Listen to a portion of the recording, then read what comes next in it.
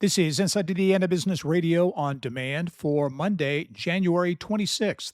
2026. I'm Gerry Dick. For decades, college football's biggest winners have been the biggest brands and the richest programs.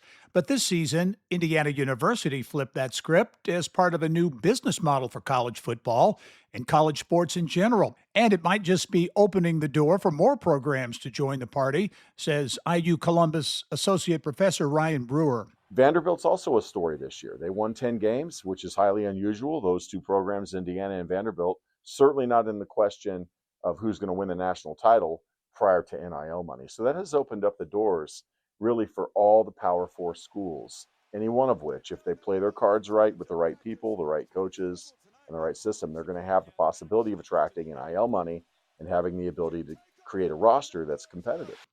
Indianapolis-based radiopharmaceutical company Spectron Rx is marking the completion of a major expansion at its campus near Grissom Air Reserve Base in Bunker Hill.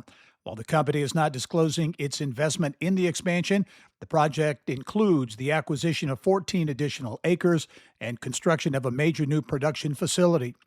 Alabama-based Progress Rail has announced an agreement to produce 65 freight locomotives for Canada-based railroad company CPKC. Financial terms of the agreement not disclosed, but Progress Rail says the locomotives will be manufactured at its facility in Muncie.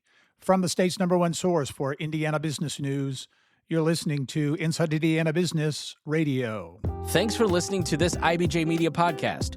You're probably going to remember this ad. Do you know why? Podcast advertising works. 85% of listeners recalled hearing an ad during a podcast, and 70% of podcast listeners have acted after hearing an ad. So whether you're looking to be heard across the entire IBJ Media Podcast Network, sponsor one of our shows, or just start with a 30-second ad, IBJ Media can help. Contact advertise at ibj.com to learn more.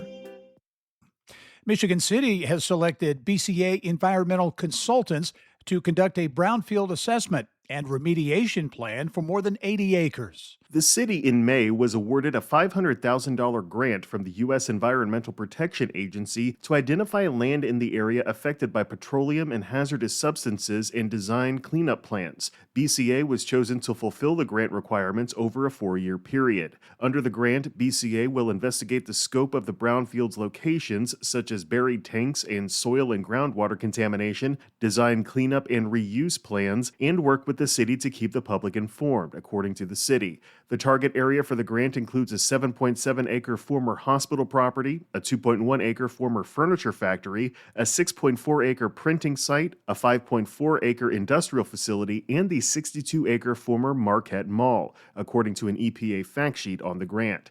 Michigan City Mayor Angie Nelson Deutsch says redeveloping brownfield sites is critical to revitalizing neighborhoods, supporting infill development, and growing the local economy in a thoughtful way. She adds the effort helps reuse land wisely, reduce blight, and create spaces that serve people and the community. Alex Brown, Inside Indiana Business Radio. Vincennes University is partnering with the Prosser Career Education Center in New Albany and Clark County Regional Airport to launch a new aviation training initiative aimed at addressing workforce shortages in southern Indiana. The partnership centers on the planned Southern Indiana Aviation Technology Center, which will offer flight and aviation maintenance training at the airport.